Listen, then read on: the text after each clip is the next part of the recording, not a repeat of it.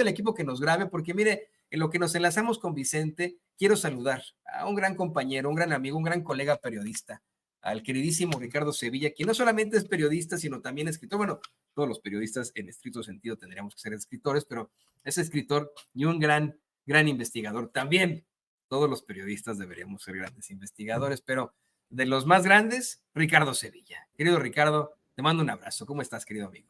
Estoy muy bien, mi querido Toño, público memorioso. Muchísimas gracias, como siempre, por la deferente presentación. Y sí, yo también soy de la idea de que los periodistas deberíamos ser periodistas a secas y deberíamos de ejercer todos los géneros periodísticos de informativos y los de opinión. Deberíamos hacer reportajes, crónicas, notas informativas, editoriales, síntesis informativas, en fin, deberíamos de ejercerlo todo. Pero desafortunadamente ya no hay rigor periodístico en la mayoría de los medios de comunicación y particularmente en los medios de comunicación corporativos, que ya sabes perfectamente, como dijo Raimundo Rivapalacio, que la verdad no importa. Entonces, teniendo ese tipo de personajes al frente de los medios de comunicación corporativos, ya que se puede uno esperar desafortunadamente en esta profesión que otrora solía ser muy respetada, mi querido Toño, hoy ya no, desafortunadamente, pues a lo mejor todavía vemos algunos nostálgicos como tú, como yo y otros colegas que pues queremos hacer periodismo, queremos informar con datos duros, queremos que la gente se entere de todas las tropelías que están llevando a cabo los poderosos, pero pues no hay quien nos haga eco, mi querido Toño, y eso es de lamentar.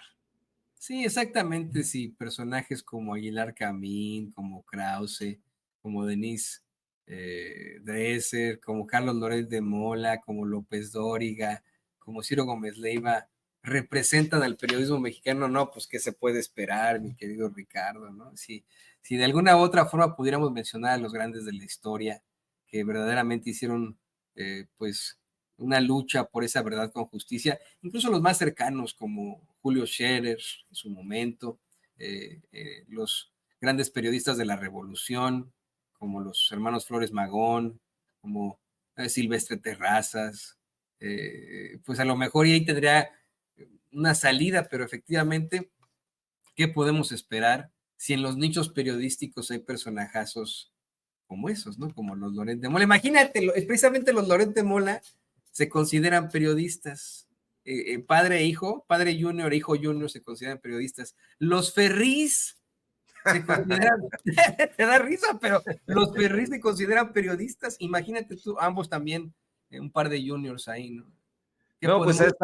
a esta hora, mi querido Toño, si ellos son periodistas, yo soy un león de melena blonda, por favor. No, no, no, estos personajes, haces muy bien en reflexionar sobre este tema y yo creo que el público que nos ve y que nos escucha lo sabe muy bien y la gente que va llegando, que se va incorporando a los espacios informativos alternativos, pues lo sabe, se está enterando de que esos personajes, pues no, ni siquiera salen a campo, Toño. No pueden tomar un micrófono, no pueden entrevistar porque no saben entrevistar y si se acercan a la gente los repudia. Siempre los ha repudiado, esa es la verdad, porque estos personajes como Carlos Loret de Mola, Joaquín López Dóriga, representan justamente los intereses de los grandes corporativos que han sido justamente los enormes desinformadores de este país, pertenecen a la tradición de Jacobo Zabludovsky, este sujeto que decía una cosa y aunque fuera mentira, pues la gente la tenía que creer, pero hubo una generación, particularmente la generación de los nacidos en los 80s y que ya eran adolescentes a finales de los 90s,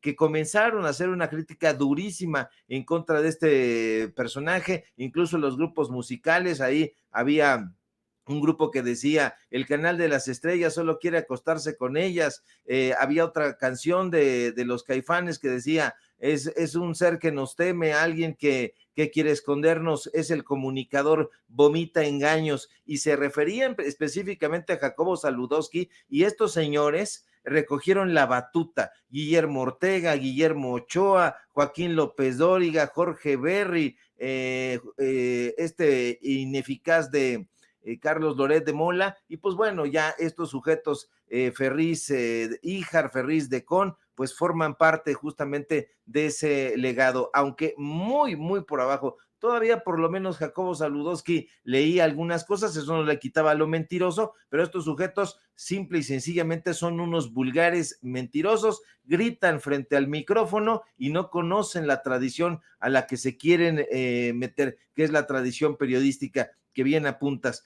Julio Scherer tenía picaporte, también hay que decirlo, era primo de José López Portillo, tiene sus detalles. Pero había otros tantos que estaban un poquito mejor. Yo pensaría, por ejemplo, en Vicente Leñero, que justamente era su amigo, trabajaba con él y hacía unas crónicas espléndidas. Uno de los libros más importantes sobre uno de los crímenes que más lesionaron a la opinión pública o más la impactaron fue justamente escrito por Vicente Leñero, que es ese libro que se llama Asesinato, mi querido Toño. Así que hay tradición periodística. Sí, hay tradición periodística. Yo nada más quiero decir que a pesar de que vislumbraba un poquitito de cultura Sabludowski, la verdad es que cuando entrevistó al muy fascista de Salvador Dalí, pues le dio la vuelta con su gran genialidad. Era un fascista, Dalí, pero sí tenía una gran genialidad, ¿no? Y si usted puede ver esta entrevista en YouTube, constantemente Dalí menciona el ácido desoxirribonucleico para referirse al ADN, obviamente. Y el pobre imbécil este tablo, es que, ¿y eso cómo se come, maestro? No, cada Sí, terrible, era un ¿no? ramplón, mi querido Toño. Hacia al final de su vida ya comenzó a leer un poco más a detalle, todos los libros que le regalaban, pues ahí los tenía y comenzó una etapa que quiso ser distinta a la que había protagonizado en Televisa, pero pues los que somos memoriosos siempre vamos a recordar todas las mentiras, todas las estulticias y esta entrevista que le da que le concede Salvador Dalí, pues es una de las más penosas. Ahí anda como un burdo preguntando estupideces por una cosa y otra, y bueno, pues puede gustar o no Salvador Dalí, pero sin duda pues era un personaje que tenía muchísima presencia en ese momento y desperdició la entrevista y la convirtió en un show burdo, asqueroso, mi querido Toño. Pues muy al estilo del canal de las estrellas, querido Ricardo. Pero bueno, ¿qué te parece que vamos ahora, y le pido al equipo que nos grabe, algo que no es tan estelar, y que es una circunstancia en la que el pueblo de Quintana Roo se ha venido enfrentando ya desde hace mucho tiempo?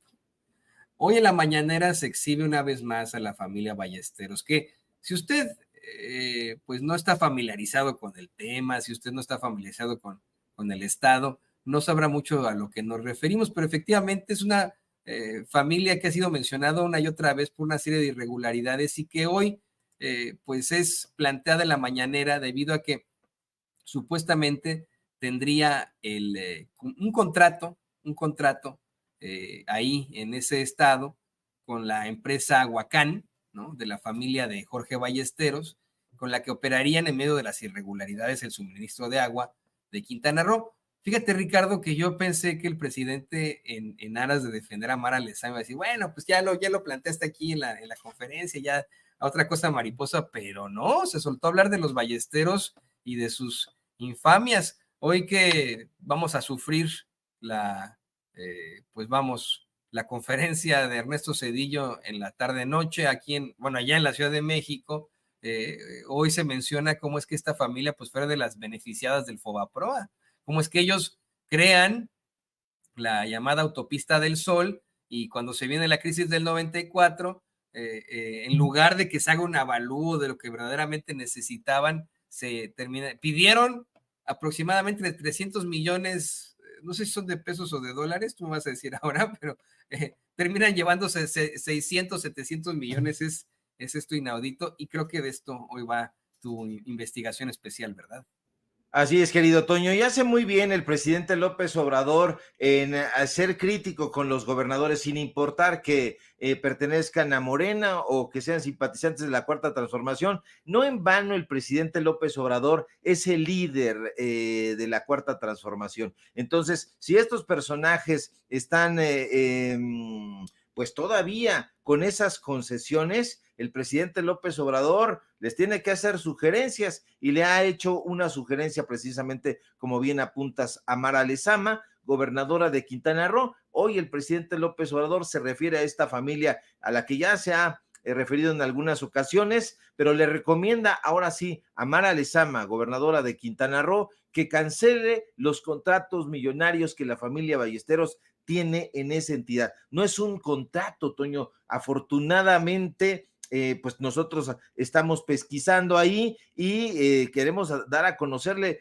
al público memorioso, primero que nada, Toño, ¿quiénes son estos personajes, los Ballesteros? ¿Quién es esta familia que en Quintana Roo, entre otras muchas tropelías, pues es considerada como la mafia de agua? Y para responder a esas interrogantes es necesario hablar en primer lugar sobre José Eduardo Ballesteros, que es el dueño de la empresa Desarrollos Hidráulicos Cancún SADC, mejor conocida, como bien apuntas, por su nombre comercial, que es Aguacán. Este personaje, que tiene un largo historial de empresas quebradas, paradójicamente es un hombre multimillonario y su patrimonio, lejos de menguar, lejos de languidecer, sigue acrecentándose. Y eso tiene una explicación, Toño.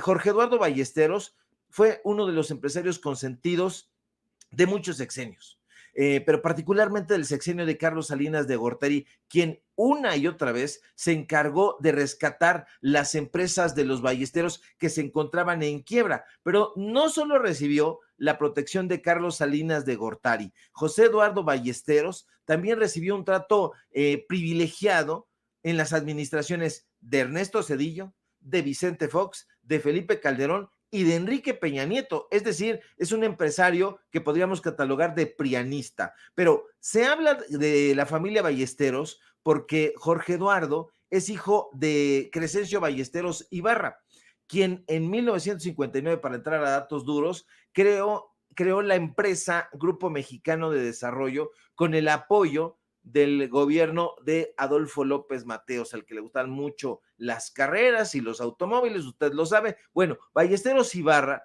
que también fue un empresario apapachado por el régimen priista, gracias a sus contactos con la élite política, se convirtió rápidamente, creció como en la espuma, y se convirtió en uno de los empresarios más prósperos, más influyentes y más polémicos de este país. Le pongo ejemplos. En 1968, Ballesteros Ibarra adquirió acciones de Mexicana de Aviación, una aerolínea que usted lo sabe muy bien, al cabo del tiempo terminó quebrando. Posteriormente, en 1976, con ayuda de Luis Echeverría Álvarez, que se va muy bien, ya Luis Echeverría estaba saliendo en ese momento y le estaba entregando la estafeta a José López Portillo. Bueno, Ballesteros Ibarra adquirió acciones de la poderosísima empresa Altos Hornos de México. Es importante mencionar aquí, Toño, que durante el sismo que sacudió la Ciudad de México en aquella época, en 1979, usted lo recordará, se cayeron edificios que habían sido construidos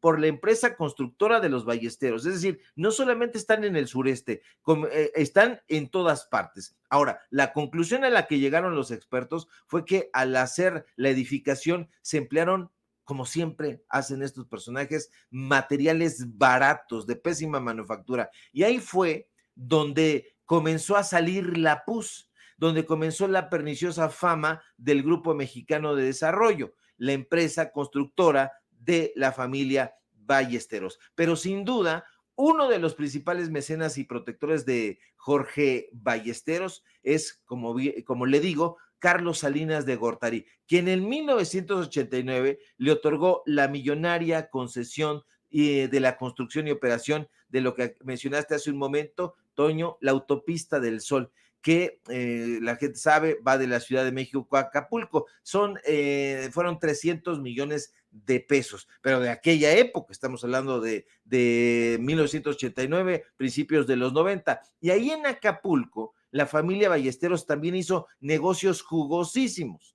La constructora Grupo Mexicano de Desarrollo de esta familia construyó en la exclusiva zona de Punta Diamante todo todo le estoy diciendo, los edificios, las calles, las banquetas, el drenaje en esa lujosísima parte de la ciudad. De hecho, la familia Ballesteros, que es arrogante, se jactó de haber invertido 1.700.000 millones de pesos en la obra, que por cierto fue una obra que resultó totalmente defectuosa, puesto que al poco tiempo de haber sido inaugurada, usted lo recordará, se inundó y se vino abajo cuando muchos años después, en 2013, llegó el huracán Manuel.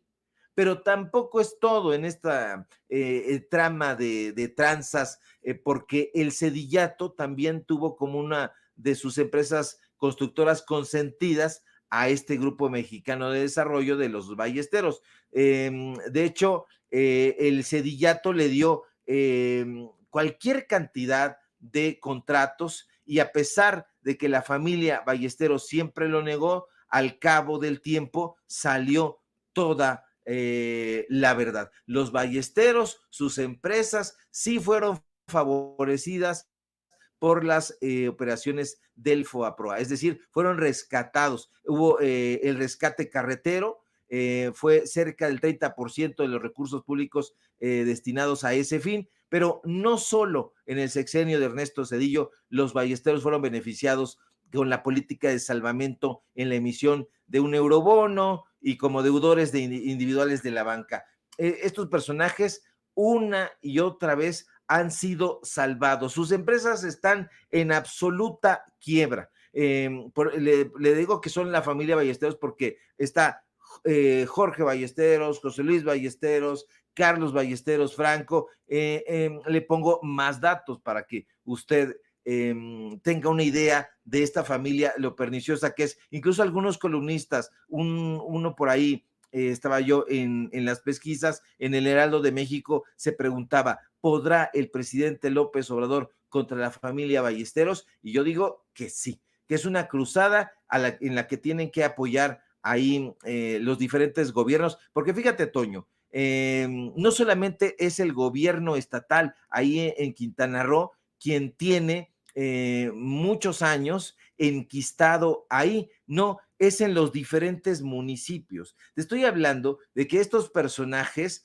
recibieron el apoyo de Vicente Fox, el apoyo de Felipe Calderón, de Enrique Peña Nieto, pero también de los gobernadores. Estoy hablando de que recibieron el apoyo de Mario Villanueva Madrid. Mario Villanueva Madrid en 1994 le concesionó el negocio del agua. No debería de ser un negocio, pero le concesionó el agua prácticamente a la mayoría de los municipios de esa entidad y desde ese momento continúa. ¿De cuántos años estamos hablando? Échele usted, estamos en 2024, hacia 1994, llevan 30 años ahí, Toño, 30 años enquistados, haciendo de las suyas, definitivamente, pues es la joya de la corona.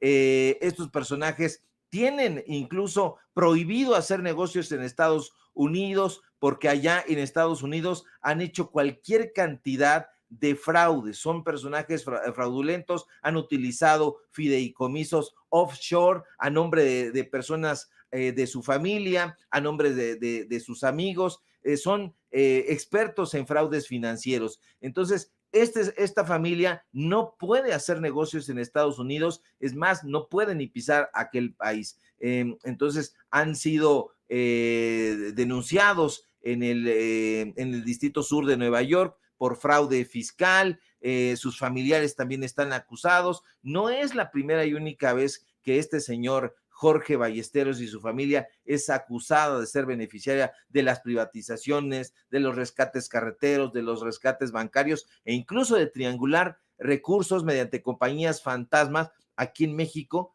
pero también en el extranjero.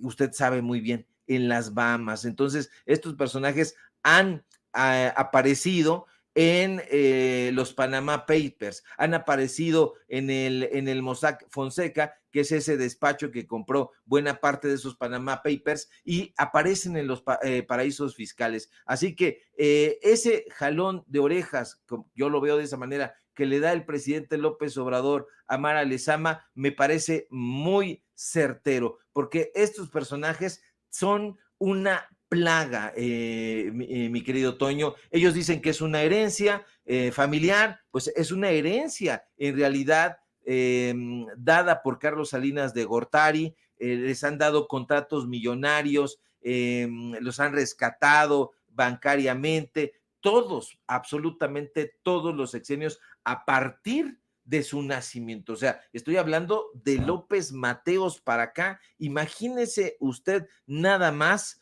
qué poder han acumulado estos personajes. Y Aguacán en este momento todavía tiene contratos y se los han seguido renovando. Entonces, se tiene que hacer una purga muy importante porque esta familia, Toño, construye carreteras, maneja el 28% de los minerales del país, el 7% de la energía que se produce con carbón que surten a través de sus puertos. O sea, usted échele un ojito ahí a la propia página que estos personajes tienen y es algo desmesurado. Y todavía tienen el cinismo, a ver si me deja esta aquí, mi querido Don David. O sea, vea usted nada más. Dice este grupo mexicano de desarrollo, mejoramos la calidad de vida y competitividad del país a través del desarrollo y operación de proyectos estratégicos de infraestructura. Son unos caraduras, mi querido Toño, y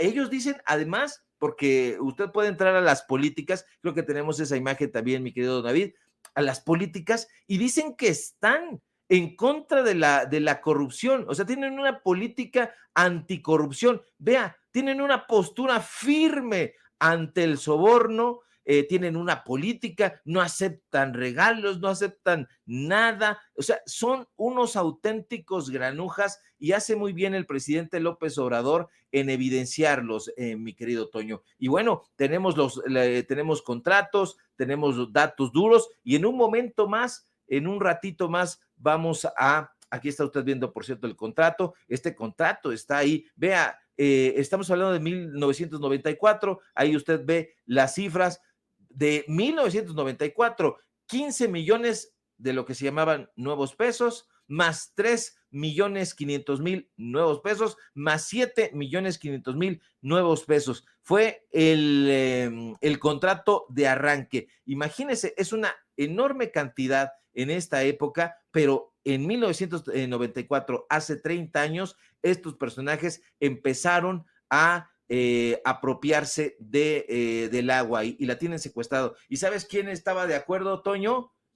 Todos. El Congreso, los presidentes municipales, en el contrato están las firmas de los presidentes municipales y ahí lo está usted viendo. Los municipios tienen ahí las firmas de quienes eran en ese momento los alcaldes, todos estaban de acuerdo, está ahí la firma del ingeniero Jorge Ballesteros Franco, que es pues el granuja, yo diría, no de la semana, Toño, sino yo creo que es el granuja pues de este año.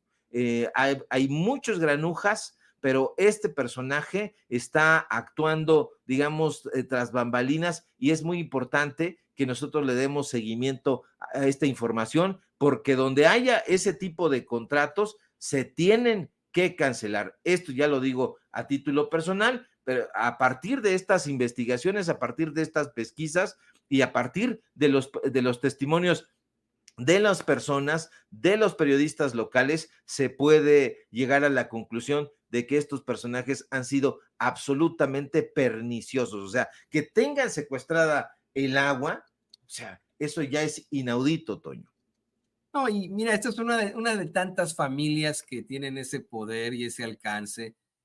Déjame unir esta plática al queridísimo Vicente Serrano, con quien nos vamos a enlazar con cámaras y micrófonos y le mandamos también un abrazo, pero me parece que por estado podríamos hablar de estas familias que desde tiempos memoriales, en algunos casos desde la colonia, controlan a una gran cantidad de gente, controlan las finanzas del Estado. Me pongo a pensar, en Sonora, por ejemplo, la tierra natal de Vicente, están los Burs, aquí estamos hablando de los ballesteros de Quintana Roo, tantos y tantos que nos han querido ver la cara de estúpidos, pero que hoy pues están siendo enfrentados. Vicente, te saludo con mucho gusto, te uno a esta conversación con el queridísimo Ricardo Sevilla.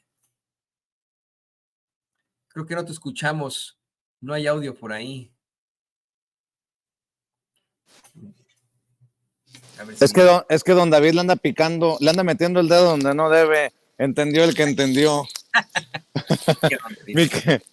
Y dice don David en el chat de Sincero, no, yo no. Bueno, entonces yo fui el que metió el dedo donde no debía.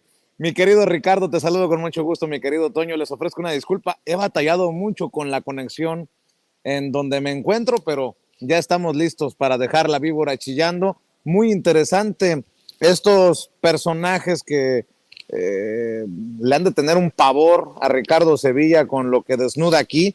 Y fíjense que estaba pensando, mi querido Toño, mi querido Ricardo, y no quiero pecar de soberbio cuando digo estaba pensando, que mientras estamos en este ruido de Azucena Oresti, hemos dejado de lado una crítica durísima del presidente a Carmen Aristegui, la, ¿cómo le llamó? Paladina de la libertad de expresión o algo por el estilo le ha señalado en estos días, y hoy el presidente habla de una Carmen Aristegui haciéndole el juego al conservadurismo con cara de progre. Vamos a retomar estas declaraciones para que nos dé su opinión Ricardo Sevilla, querido don David. Muéstreme cómo el presidente le da un raspón durísimo a Carmen Aristegui. Bueno, están sacando un reportaje, Aristegui, sobre el aeropuerto de Texcoco. ¿Saben a quién le habían dado el contrato para hacer la pista en Texcoco? A uno de los dueños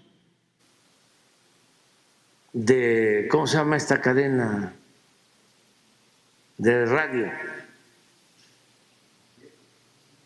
No, ¿dónde está Ciro? Imagen.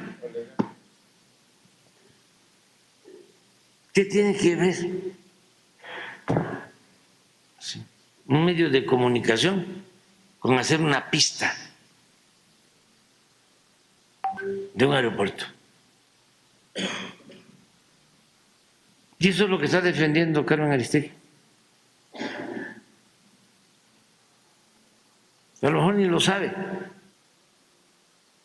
Bueno, sería muy ingenuo pensar que a lo mejor ni lo sabe, el presidente lo deja ahí como parte del raspón. Y mi querido Ricardo Sevilla, yo sé que ha habido declaraciones del presidente durísimas sobre Carmen Aristegui, pero estas ya lo ponen en otro nivel.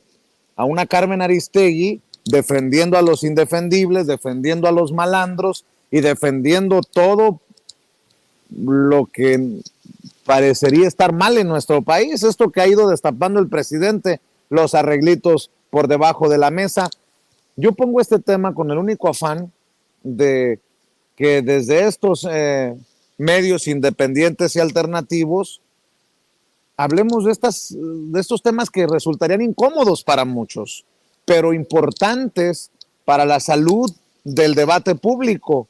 Le duela a quien le duela, le pese a quien le pese, y en algún momento a lo mejor hasta nosotros salimos raspados o salimos señalados, y está bien, pero a nosotros nos pueden poner, lo digo a título personal, nos pueden poner de cabeza y que salga lo que tenga que salir, mi querido Ricardo Sevilla. Así es, esto es necesario para el debate, y yo creo que en esta frase que ha dicho el presidente una y otra vez, la prensa se regula con la prensa. Entonces tiene que haber un debate necesario de los medios de comunicación. A lo mejor en este instante se posicionarían de un lado los medios de comunicación corporativos y del otro lado, en otra esquina, los medios de comunicación independientes. Pero llegará un momento en que esos medios de comunicación corporativos queden completamente desnudos. Ya están quedando desnudos, ya se sabe del lado de quién está cada propuesta. Estos personajes están del lado de las empresas, del lado de los políticos corruptos, y de este lado se está ejerciendo y se ha ejercido desde hace mucho tiempo, pero ahora es más visible el periodismo independiente de corte social que va con la gente. Es muy importante esto que dice el presidente López Obrador refiriéndose a Carmen Aristegui. Nosotros ya lo habíamos dicho en varias ocasiones. Carmen Aristegui no solamente no tiene una formación periodística solvente, es decir, conduce un programa, incluso lo puede conducir durante 3 horas, pero ha practicado el canibalismo periodístico. ¿A qué me refiero? Carmen Aristegui es muy difícil que genere una investigación periodística propia. Se sube a las investigaciones o a los trabajos de Mexicanos contra la Corrupción y la Impunidad, se sube a los trabajos de El Pájaro Político o de Animal Político, se sube a los trabajos de todo mundo. De hecho, puedo decir a título personal que se subió al tema de Operación Berlín. En algún momento me habló Carmen Aristegui y me dijo que estaba muy interesada en darle vuelo al tema de Operación Berlín. Estuve en los estudios de Carmen Aristegui, como mucha gente sabe, presentando el testimonio sobre la insidia, que había sido como la secuela de la Operación Berlín, que apareció, por cierto, en Eje Central. Y todos estos personajes, en realidad, lo que querían en ese momento era rating y tratar de congraciarse con el gobierno naciente del presidente López Obrador. No lo consiguieron ni Raimundo Rivapalacio ni Carmen Aristegui. Ahora, Carmen Aristegui siempre tuvo acceso a los medios de comunicación, estuvo en Televisa, estuvo en MBS, estuvo en el Grupo Imagen cuando se inauguró. Yo recuerdo perfectamente a Pedro Ferriz de Con, hace un momento hablábamos de él, a Javier Solórzano y a Carmen Aristegui. Entonces, en algún momento yo los fui a visitar a sus oficinas y me llamó muchísimo la atención que no tuvieran sus oficinas pues en un lugar pues más o menos, las tenían en las lomas de Chapultepec, estaban a una calle del periférico sur. Entonces eran unas oficinas tremendas. Posteriormente pues se cambiaron a otra parte del periférico con unas oficinas lujosísimas, Carmen Aristegui saliendo en una camioneta último modelo. A mí me impresionó francamente porque dije, bueno, si esta es la periodista de izquierda, caray, entonces, ¿cómo vivirán los otros personajes? Entonces, hace muy bien el presidente López Obrador en exhibirla y decir lo que todo el mundo ya sospechábamos. Carmen Aristegui nunca ha sido una periodista de izquierda, siempre ha sido progre, siempre ha sido buena ondita, y bueno, se logró camuflajearse durante algún tiempo cuando no había opciones, pero ahora frente a las diferentes opciones periodísticas que están naciendo prácticamente a flor de piso, entonces Carmen Aristegui no tiene ya con qué responder. Sus mismos invitados son personajes, unos disfrazados, embadurnados de izquierdistas, pero la mayoría, hay que decirlo, son personajes que han pertenecido a la élite de los intelectuales, a la élite de los periodistas, a la élite de los analistas, a la élite de los académicos. Difícilmente vamos a encontrar ahí participando con ella a un periodista, a un intelectual auténticamente emanado del pueblo. Siempre han sido progres y hace muy bien el presidente López Obrador hoy en exhibir a Carmen Aristegui. Se le va durísimo. Pues sí, porque la pone a un nivel de los López Dóriga, de los Gómez Leiva, de los Pepe Cárdenas, y si me apuras tantito, al nivel de los Chumel Torres. Pero bueno, Ahí están las declaraciones del presidente sobre una Carmen Aristegui que dice: Andrés Manuel López Obrador defiende los intereses del conservadurismo. Mi querido Ricardo, te agradezco siempre tu paciencia, tu generosidad. ¿Por qué no cerramos invitando a la audiencia de Sin Censura a que te apoye en tus hilos en X, antes Twitter, para que esté al pendiente de lo que haces y dices desde tu trinchera independiente? Claro que sí, querido Vicente, público memorioso. Ya vi por qué no tienes buena señal, pues estás en las montañas, ahí se ve la montaña atrás. No, hombre. No son montañas. No, hombre, es una fuente, mi querido Ricardo. Muy bien, mi querido Vicente. Sígueme, por favor, en mis redes sociales. Síganme en X, @SevillaCrítico. Síganme, por favor, en Facebook, Ricardo Sevilla, sin nada más. Síganme en Paralelo 24, en Los Datos Duros. Hoy tenemos informativo en punto de las 9 de la noche y, por supuesto, aquí en La Familia Sin Censura, donde somos orgullosamente miembros. En un ratito más le subimos este hilo que acabamos de presentar acá en exclusiva. Permanecemos atentos a la información, querido Vicente. Toño, un fuerte abrazo. Gracias, Ricardo, el maestro Ricardo Sevilla, hablando con nosotros sin censura. Buenas tardes, maestro.